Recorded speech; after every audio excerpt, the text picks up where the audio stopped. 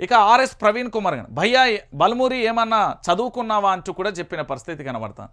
ఏంది అంటే ఆర్ఎస్ ప్రవీణ్ కుమార్ గారు తెలంగాణ రాష్ట్ర రాజకీయాలలో తనకంటూ ఏంది సబ్బండ వర్గాలను మమేకం చేసి పూర్తి స్థాయిలో తెలంగాణ రాష్ట్ర రాజకీయాలలో తనదైన ముద్ర వేసిన గొప్ప వ్యక్తి, గొప్ప నాయకుడు ఆర్ఎస్ ప్రవీణ్ కుమార్ గారు.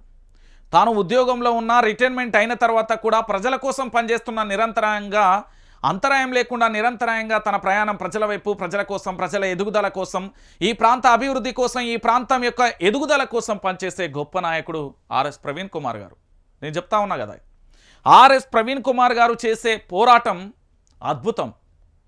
ఎందుకంటే కనీసం నేను చెప్తున్నా, ఈరోజు దళిత బిడ్డల వెలుగులోకి తీసుకొచ్చి ఎంతోమంది జీవితాలను తీర్చిదిద్దిన వ్యక్తి, ఎంతోమంది లాయర్లను, ఎంతోమంది డాక్టర్లను, ఎంతోమందిని అద్భుతమైన స్థాయిలో నిలబెట్టిన గొప్ప వ్యక్తి.